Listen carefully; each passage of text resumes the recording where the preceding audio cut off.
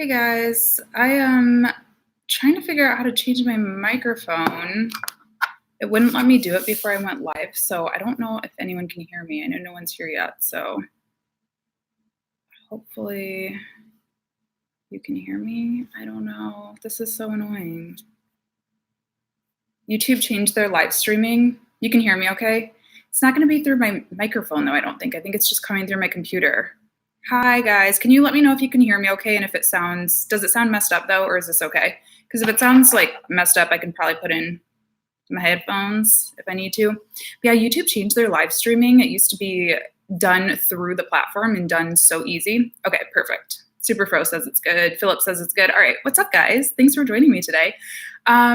Yeah, so honestly, I've been so busy with client work that I have not been doing YouTube. I'm just like filming and editing a video just seems like impossible right now. So I was like, you know what, let me go live. And also it's just been a really long time since I've done a live stream and these are pretty fun. So I asked some questions to my Facebook group and like my Instagram peeps in case nobody showed up. I would have some things to talk about. But if you guys have any questions for me or just kind of want to chat, just drop whatever you have to say in the comments and we can just have a little Q&A, a little chat, that kind of thing. I'm pulling up the questions right now, but yeah, let me know what you guys are up to, how your Saturdays are going, and we'll get rolling. Superfro says, it's good to see you live. Thank you. Yeah, I don't even remember the last time I did a live stream. It was a really long time ago though. I get so nervous on these. It's weird. Like I'm just so used to filming YouTube videos that this feels very like a foreign concept to me. So I still get a little bit nervous. Hey, listen, Superfro, it was Periscope, I think. Oh my gosh, I have not used Periscope. Is Periscope even still a thing? I remember I was trying to use it every once in a while and yeah, didn't work. Hey, new people joining. Okay, cool. So I'm gonna just hop into a couple of the questions that were asked in my Facebook group. But like I said, if you guys have any questions, okay. Philip, doing good on this end. Do you try and be full service or only do a couple services? That's a great question. So I try to specialize in a couple of things. So people come to me for a few things. They know that I know about video marketing. They know that I know about social advertising. There's a couple of key things that they know that I'm good at, but at the same time, there's other things that I know enough about to be dangerous. So I can act as either a consultant or I can help them find someone who can do those other things. So like an example of that is email marketing. I can help write copy for emails. I can help find talented email marketers, but that's not something that I necessarily advertise or that that's my thing. So a little bit of both, I would say. I think it's important that if you don't know how to do something, you at least are able to help guide them, or point them in the right direction. But yes, I try to kind of focus on a few key areas and then outsource or, just kind of refer from there. Hope that answers the question. Nikhil says he has a question, so go ahead and drop it below if you have it. Philip says, perfect, thanks, no problem. Superfro, Periscope is still a thing. You just have to work harder to get views like on YouTube. Interesting. Yeah, I there's too many platforms out there, so I haven't even went live on Instagram yet, and that's like my second biggest platform. I can't. Love Darkness Black Ink says, do you make money on YouTube too? Yes, a little bit. So YouTube it's hard to make money on YouTube just through ads. I mean, it runs through Google AdSense, and yes, I definitely make money. I think I talked about it. I have a video called how to make a full-time income working from home or something like that. And I kind of talk about like how much I make from each of my different sources.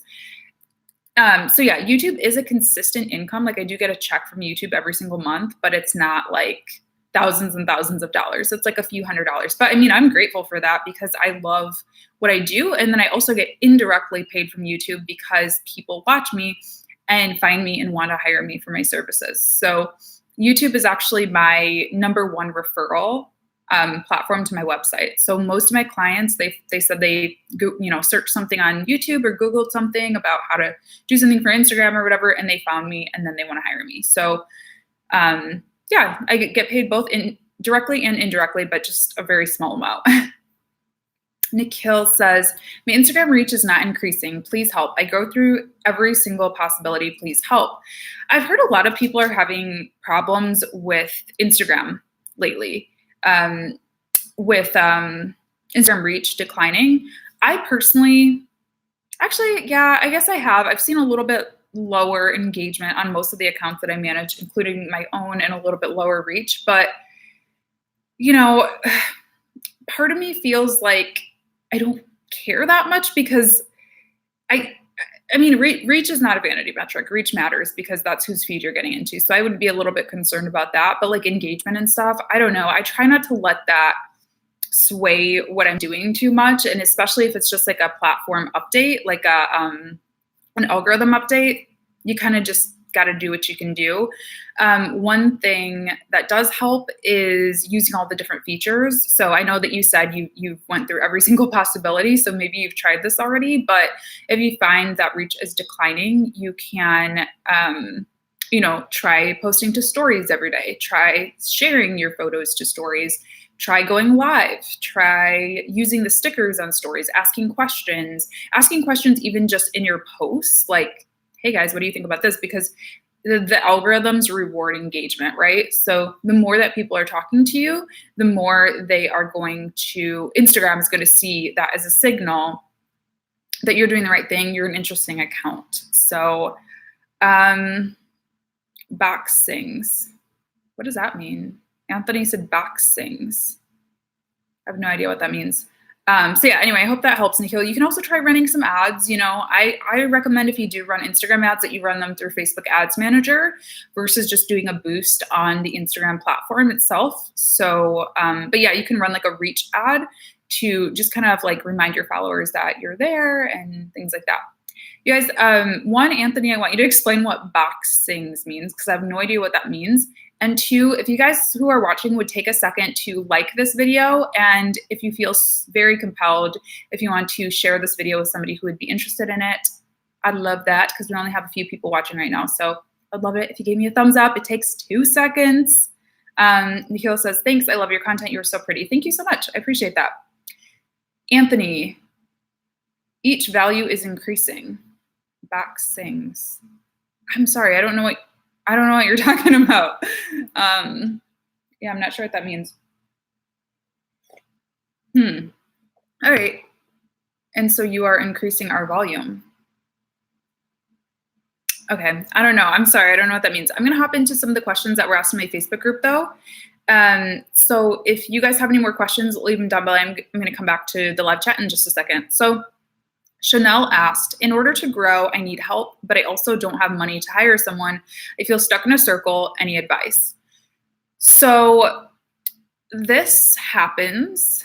This is a really good indicator that either, yes, you need to hire someone or find someone to work at an affordable rate. Maybe it's an intern, maybe it's an apprentice, maybe it's just somebody super part-time, or you need to raise your rates. So whenever I start to feel really overwhelmed and I feel like I'm trapped, and like my business is running me and I'm kind of running in a circle and I can't grow, but I need help and I don't have time to do the work, that means that I've undercharged myself typically. And I actually was in that position a couple of weeks ago. I was like scrambling to finish deadlines and I'm like, oh my gosh, I'm like looking at how much these projects were quoted and they were so low. And I did them because they seemed interesting and fun. And then I'm like, okay, well now I'm running around like a crazy person. I don't really have time to, I don't really have the budget to outsource them because they were priced so low. So I would say raise your rates to at least be able to afford you an assistant. Yeah, like I said, you can also do internships. I personally, this is a very personal thing, I'm not shading anybody who does this, but I personally don't really believe in unpaid internships just because I couldn't have afforded to do them when I was in college. The only internship I did when I was in college was paid. I mean, it was low. It was like $9 an hour or something, but it was something. And so even if you can, afford a rate like that, that is helpful. Trevor said maybe the person who can't afford to hire someone could give an assistant a cut of profits plus base pay. That's a good idea. I have done that before, actually. So I haven't done that for like an assistant per se, but I did have a VA who was working on lead generation for me. I don't have her doing this anymore, but she was essentially reaching out, to brands, setting up sales meetings for me and, getting the sales conversation started. So yeah, I was paying her a really pretty low rate, hourly rate. But when she would help me, I would be the one closing the deal. But when she would set up the meeting that led to a closed deal, she would get a percentage. So I felt like that was a lot more fair. I couldn't necessarily commit upfront to just paying like a higher hourly rate, but I could at least make sure that she was getting a fair pay when a deal was closed. So that's a great idea, Trevor. Similarly, somebody else asked, I'd love to learn more about the ways, preferably free, to find social media apprentices and interns. So again, internships are really tricky because each like state, each university, I don't really know like all the legal stuff on them, to be honest with you, but each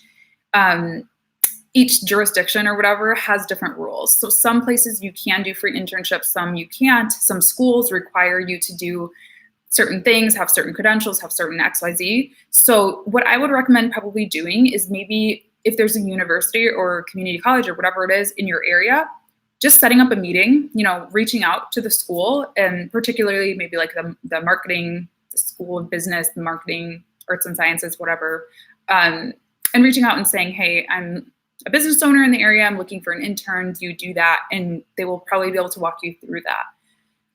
Superfro says the only time I would do unpaid internships is if there's some kind of benefit to it, like leading me to my next job.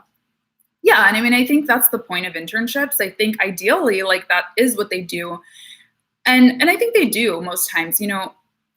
I definitely think if you're doing anything free, like I use the Gen M apprenticeship program. So those apprentices, they do not get paid.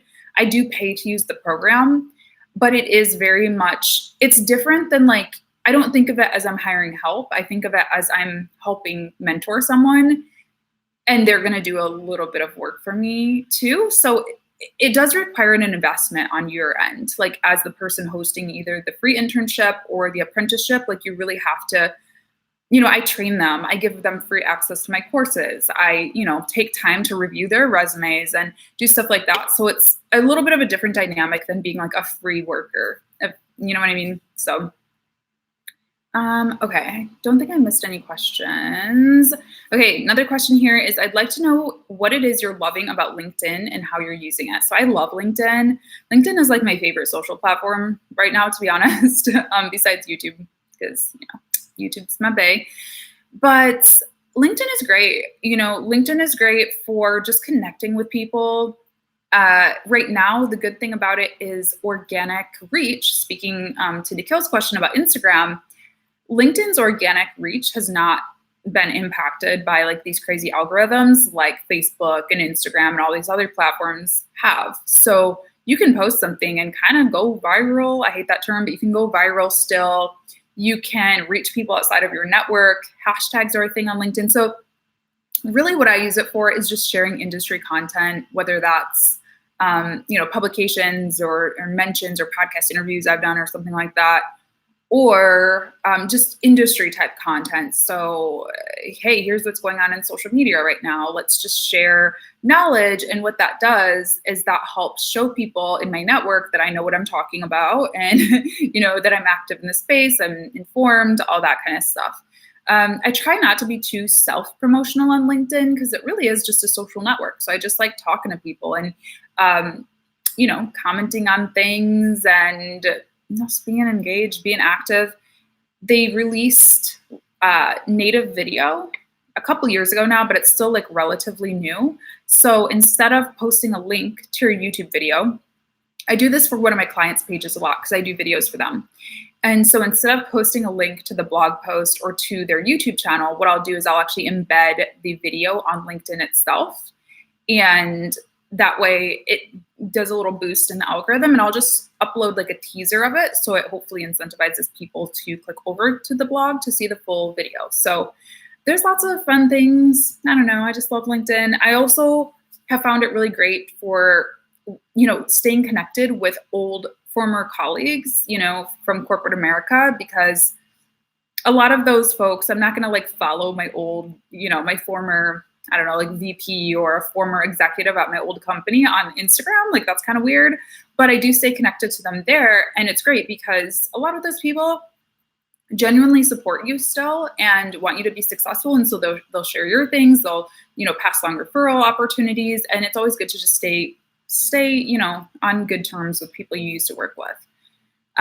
Arthur says, good morning from Hollywood Hills, California. Oh, you're up early. Sorry, I know it's like 8 a.m. over there.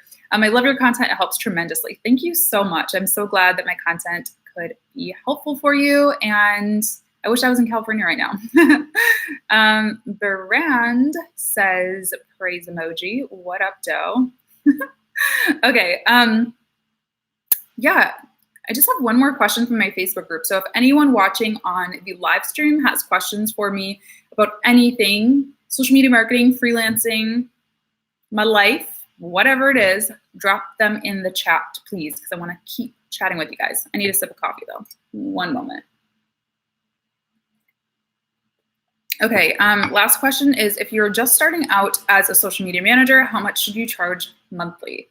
So this is not a great answer. I know this is not the answer you're looking for, but it really, really varies. I would recommend doing a lot of Googling, a lot of searching, particularly for social media managers in your area. So, using websites like Glassdoor will help give you an idea of salary. So obviously we know, and I've talked about this in my hourly rates video, many times actually, that you shouldn't be judging on a salary per se, but it will at least give you an idea of if the average amount paid is higher or lower than like the national average. So one thing that I found is here, I live in Detroit, Michigan, I tend to see a little bit lower rates, like a little bit lower than average, or at least when compared with some of my friends who are on the West Coast, on the East Coast, even in Chicago, like bigger metro areas like that. People aren't used to paying quite as much. So I have to keep that in mind when I am quoting, especially for smaller businesses. I can't go in super high. I have to go in kind of like that mid-high range. So anyway, do a lot of research. I think I see a lot of people starting out with like the $400, $500, $600 per platform type model. I'm not saying that's right or wrong, but I think that is one of the more common like starting points, between like $400 to $600. It's North. What is the difference between social media marketer and social media manager? I love this question. I've actually thought about doing a video about like all of the different terms that all of the different like positions I've had and what they're called and things like that, because there are so many different ones. So it really depends on who you ask. And honestly, it depends on the day for me what I call myself.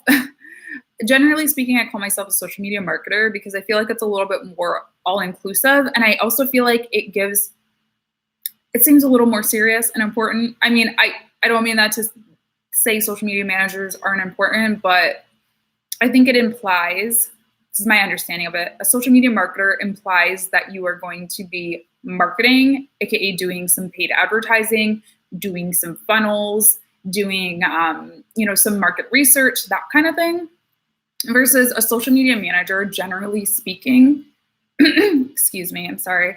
A social media manager, generally speaking, in my eyes, and when I talk to my clients, they expect that to just be somebody posting organic content and maybe managing their inboxes and their comments. So obviously they're both very important and they really need to work together. But I think that social media marketer for me is a little bit more all-encompassing of what I do, because I do deal with paid ad strategy and working through funnels and landing pages and all that as well. Superfro says it's about 8:19 here in San Francisco. I forgot you're in San Francisco. Yeah, that's early. That is early. It's 11:30 or 11:22 here. Chris GTX videos. You're so underrated. My dad watches some of your videos. Good job. You should have way more views. So thank you. I appreciate that. What can you do? But if you love my content and you ever run across people who could use help, I would love it if you shared my channel. That's how I get more views. Thank you so much. That's cool that your dad watches my videos. Does he have a business? It's North. This is irrelevant, but I'm 16 years old and I'm really struggling with what my services include. So you provide growth, posting. What else do I say? Maybe some market research. That's awesome that you're 16 and you're already like thinking about your career in this way. So good for you when it comes to that. I would say content is the big thing. So content creation is one of the bigger things that a lot of my clients come to me for. So either creating videos for them, taking photos for them, actually creating the post, like doing light graphic design work. Crisis management or customer service is also big. So that's actually checking the inbox, checking the comments, replying to things, engaging with things. Those are also very big things. Posting, strategy, strategy development. So what types of content do they want to post? When should they be posting it? Why should they be posting it? How does it tie back to their bottom line? And then analytics as well is a big part of this job, because you can't just post the content. You got to go back and see how the content performed and see if it worked for them. Chris says, no, but he helps to grow my channel. Didn't mean to self-promote. He is looking to make something out of YouTube or any internet business. That's awesome. I don't care if you self-promote. I'm all about that. That's cool. I'll have to check out your channel when I watch the replay. That's cool. It's North says, basically what you would do for any theme page, but for a client, aka business. Yeah, for sure. Trevor Prime says, do you develop and or execute digital marketing strategies? Yes, absolutely. Strategy is a big part of what I do. Now I still do social media management. I still do full on, hands in, all in social media management. But a lot of what I do lately has just been more strategic. So just doing like those strategy calls and setting up the framework. So yeah. Chris says, I agree. It's just gaming. That's awesome. I'm not a gamer, but I like gaming channels and I am very into what's going on in this space right now. So I'll definitely check it out. Yeah, I don't know. I hope that was helpful. If anyone has any other questions, drop them down below. I don't think that I have any more. I'm just checking my inbox to make sure I didn't miss any on my phone. I think it's North. I think with what you call yourself is so important. Content creation, management, paid ads are all part of the social media management niche. Yeah, I do. I think that I do think I'm going to do that video soon about like all of the titles that I've had, because I get questions all the time. And honestly, like, I don't know that there's a full-fledged definition for social media manager, social media marketer, community manager, paid ads strategist, video producer. Like, I mean, video producer is a little different, but like those are all titles that I've held in my life. And it's like, at the end of the day, I was kind of doing the same thing for all of them. So I think you do have some flexibility there based on what you want to call yourself, But I do think that, I don't know. I think like, this is so bad because I don't know. I don't want to like discourage anyone, but I think a lot of businesses look at like content creation or like just posting as, well, I can do that. Like anyone who has a Facebook page sometimes thinks like, well, I can post on Facebook. We all know that there's so much more that goes into it as a professional, but I sometimes try to stay away from just talking about that and really focusing on like the marketing side of things, the research that I put in, the analytics that I put in to kind of build that value, if that makes sense. Trevor Prime, what industries have you done digital marketing for? I'm in the film industry and was wondering what your experience is like in this field. So I actually went to school for film, so kind of unrelated, but I did do a lot. I did like some internships and I did some work in like smaller, like indie films and stuff. But what I do primarily now is I actually work with a lot of startups, like tech startups. That's probably what I have the most experience in. Lots of like SaaS companies and tech startups and influencer marketing startups, digital platforms, digital products, that kind of thing. but I've done like a little bit of everything. My corporate jobs, I worked for a couple of different Fortune 500 companies in the automotive industry and in the staffing industry, and just like a little bit of everything in between. Obviously, work with personal brands, small brick and mortars, just kind of lots of things. It's North. I'm more sure if you're aware of Iman Gadzi, however he titles it SMMA. However, he isn't really specific with what services SMMA includes. Yeah, no, I'm not familiar with him. I'll have to check him out. I don't know. I've never heard of him before, or her, sorry. I've never heard of them before. Chris, how to ask people to click your Amazon affiliate links without sounding like you ask your audience for money or selling them out. So I think education is big here. I think a lot of people like get annoyed by affiliate links or whatever for no reason. Like, listen, if you're putting time and effort into your YouTube channel, people are going to be upset like that you're making money from it or whatever. Like there's always going to be those people, but you're putting a lot of time and energy into your channel. So I don't see anything wrong with it. And I think when I started to explain to people, you're not being charged more for clicking on this link. It's just like a thing that you can do. You can choose not to, you don't have to, but it does help me if you do it.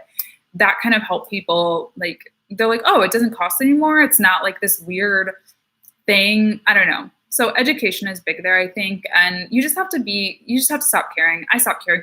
I remember when I first started YouTube, I was like, I'm not going to do sponsored videos. And then when I finally started doing sponsored videos, I was like, okay, I'm not going to do any more than, one every few months or whatever. And it's like, you have to, who cares? Like, there's always going to be people who don't like it. There's always going to be people who don't like anything that you do. There's going to be random things people don't like. You just have to do what's right for you. So obviously don't sell out. Like, obviously that's the other thing. The other piece to it, I think, is if you are truly delivering value, people will not care. I give so much free stuff away, free advice. I hop on calls with people sometimes. I don't feel guilty, like, because I'm really giving value, I feel, and I hope my audience feels that way. So if I do throw in an affiliate link or do throw in a sponsorship, people are generally happy for me. They're like, oh yeah, get your coin, sis, versus being like, oh, another shill. You know what I mean? Like, she's just like sending us so much sponsored stuff. Super Pro. I more struggled with what to call myself on social media name-wise. I never thought of social media title. Does this mean you have two titles, one for social media, one for work? And I was struggled with what to call myself on social media. I never thought of social media. No, I don't have two titles. I mean, so like from this YouTube channel, I call myself like a content creator. And then for my business, I call myself a social media marketer. So I don't know if that's what you're asking. NAFCOM, I heard in one of your podcasts, you look for more guests to talk on your podcast. Is this still a thing? Kind of. I'm kind of rounding out my wish list for the next season, and I'm going to be contacting them very soon to set up interviews. I'm taking a month off in August, but yes, if you know of anyone who would be a good fit, feel free to send it to me. I just ask people send them through email because that's where I do all of that out of, and it gets really complicated when people like tag random people and things like that. So if you could send me an email, that'd be great. Chris, truth, I agree. Good points. Thank you so much. No problem. Yeah, just deliver value and people won't be that mad at you. Super Pro. Yeah, you got it. I couldn't find out how to say it. Okay, yeah. So, yep, I call myself a content creator. I don't know. I like go back and forth between what to call myself on here. YouTuber, content creator. Since I introduced the podcast, I just started doing content creator.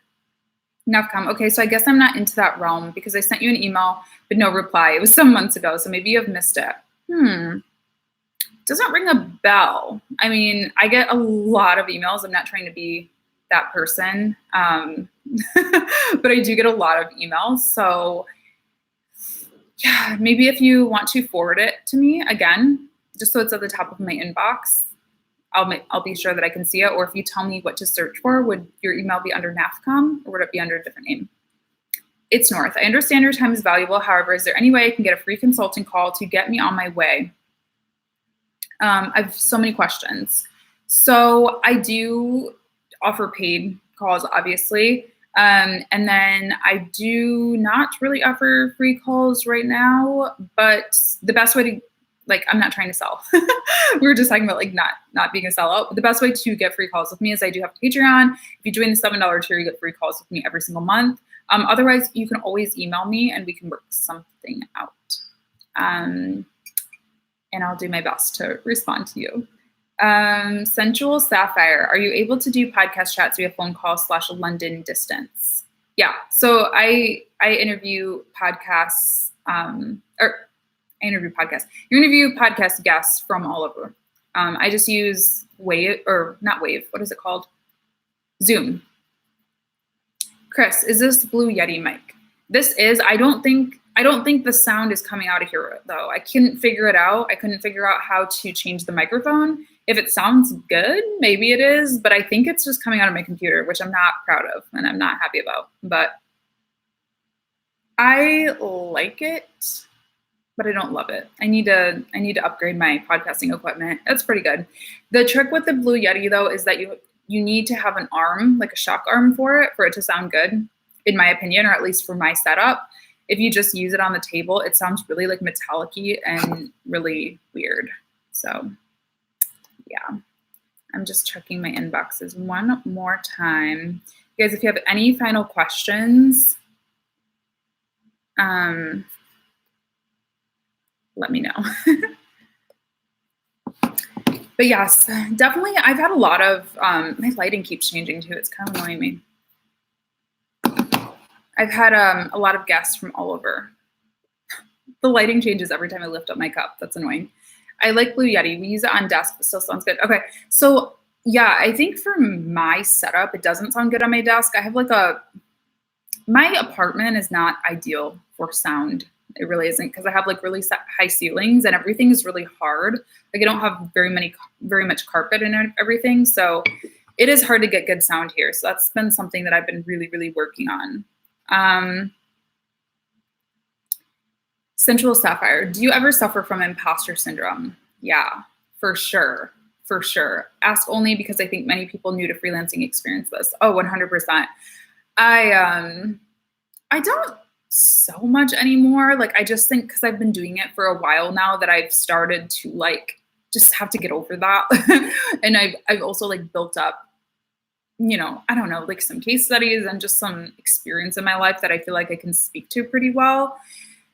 But yeah, you know, there are times when like, okay, a good example of this is I got reached out to for a speaking gig. This would be my biggest speaking gig ever. I'm crossing my fingers I get it. But even if I don't, like, it's really awesome that I was even like considered to me. And, you know, she asked me to send over some ideas for what I would want to talk about for the talk. And I was like, oh my gosh, like, no, like I don't have enough to say. And I'm like, what are you talking about? You've been doing this specific area that she wants me to talk about for like 3 years. I launched this whole strategy for this really big thing related to that industry. Like I can talk about it, you know? And I mean, it's hard. I think it's hard, especially because I'm such an introvert and I'm not like one of those people who am like, I don't like to brag. Like, I don't know. I'm just like not that kind of person. So it can be hard for me. But I mean, honestly, you just have to get over it. And I think one of the things too that helps is just like, so every single year on this channel, I do a recap video of the year. I usually do it with my partner. And we just talk about like it. Some people think I'm bragging. They always get really thumbs down, which is annoying. But, you know, we just go over like things that we've accomplished, struggles that we had throughout the year, and doing something like that. I'm not saying you have to do a video, but maybe it's just writing down, like journaling, or, you know, writing down a list of your accomplishments, updating your website. You start to look and you're like, oh my gosh, like I've done some cool stuff and I know what I'm talking about. So just reminding yourself that helps. Trevor Prime, I read that in digital marketing, one can expect about 1% of the people you reach to make a purchase. Do you think this is a good estimate to make plans by? I would say, yeah. I mean, it depends. I would say like as a blanket answer, yes, I think that's good, but it definitely depends on what your industry is, who your audience is too. There are certain demographics, age groups, that kind of thing, that are more willing to make a purchase, right? There are certain types of products and services that are, you know, more likely to garner purchases. So yeah, I think that's a good like rule of thumb, like a standard, I guess. Superfro, I hope you do more lives, LJ. You rock. Thank you. I am struggling with this a little bit. I'm like dying on the inside a little bit, but I'm glad that you like it. Chris, good luck on your gig. You'll get it. You're super smart. Thank you so much. I really appreciate that. That's one thing I've been trying to push myself out of my comfort zone in the past 2 years, I would say, is doing a lot more speaking stuff, which freaks me out. But I do think it's a really good way to build your business and also just like build that thought leadership and credibility and stuff, getting off the camera and getting into the real world. So yeah, cool. I don't think I have any other questions, you guys. This has been fun though. If anyone has anything last minute, throw them my way. But what did I want to tell you? Oh, so I am relaunching my website. I mentioned that in the last episode of my podcast. So I did find someone who is going to be designing it for me. So I'm so excited. So that will be launching probably in about a month. So I'm excited for that. I'm going to be at latashajames.com. So you can find me there. And I'm excited. Superfro, how do you like podcasting? Do you find it difficult to make topics happen? You know what? I thought that it was going to be really hard to figure out topics because I'm like, oh my gosh, like what do I talk about for 20, 30 minutes every single week? Okay, Central Sapphire, please do more fantastic stuff. Thank you so much. Chris says, make another live stream. You or my dad will catch it, I'm sure. Thank you so much. Thank you so much for joining, Chris. I will. I'll try to do these a little more regularly. I've got to go, but awesome stream. Thanks, Chris. Have a great day. So yeah, Superfro, I was like, I'm not going to have enough topics to come up with. But one thing that I did is I just sat down when I had the idea for my podcast and I like basically free wrote and just wrote all the topics I could think of that were related to freelancing. And I was like, okay, I have a lot. So then I would just kind of expand and figure out which ones were enough for a full episode, which ones I would want to get a guest on. And honestly, like now I just think all the time, like I'll be like at the grocery store, like driving or whatever. And I'm just like thinking of a new topic. So I don't know, it's kind of comes to you. And then also once you start to build up an audience, they'll start requesting things too. Be like, hey, can you talk about taxes? Or can you talk about, whatever it is. So I don't know, it's been good. So yeah, I think listening to your audience is a big piece of it. All right, guys. Well, yeah, so website relaunch is coming in a month. That was really the only other update I had for you guys. I'm going to get back on my YouTube game soon. I'm wrapping up a couple of big projects this weekend and early next week. So I will be filming actual sit-down videos. But yeah, sorry I missed last week. It was just like wild times in client land. So I also have something fun I'm working on too. If any of you would be interested in a mastermind group, I am thinking of offering like a free mini mastermind group because I want to eventually offer that as a paid service, but I'm not sure how it would work out yet. So it'd be kind of like a test run. So if anyone would be interested in joining a free mini mastermind, stay tuned on my Twitter. I changed my Twitter name recently. It's LatashaJames_, and I'll be like talking about it there. Trevor, one last question, promise. No worries. Do you think people online are more interested in persons rather than brands? For example, would it be best to name your business by your name or create a brand name? Tough question. People are more interested in people, but there are lots of pros and cons. I'm trying to think right now if I have resources talking about why I named. There's an episode of my podcast with somebody called, her name's Trisha Mogensen. If you go to ajourneyeast.com/podcast and scroll through, it's, I think it was last season. We talk about that in that podcast because we are both agency owners. So Trisha and I both have social media marketing businesses called something else. So my business is called James and Park, but I still have a personal brand as Latasha James. We talk about kind of the pros and cons of that. I think there are a lot of different reasons why I chose to do that. It really depends though. Like it really depends on what your goal is. For me, I think the biggest takeaway I can give, but I definitely recommend listening to the episode just because we go into it a lot further. But I think the biggest reason I did it is because I want my business to outlive me. I don't plan on having children, but if I ever do, I would like to pass it down to them, family, somebody who works for me, whatever it is.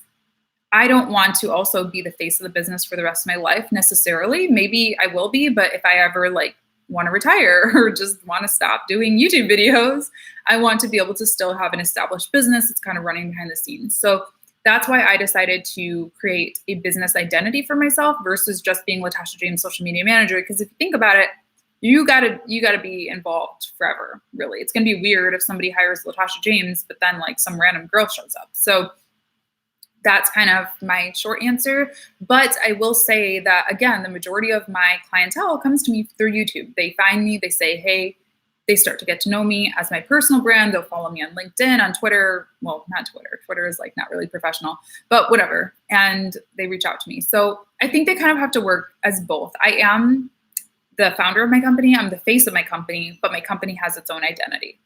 I hope that answers the question. All right. Okay, that's it. I'm going to go. Thanks so much for watching, you guys. I hope you all have a wonderful day, wonderful weekend, and I will try to do some of these every once in a while. So yeah, bye.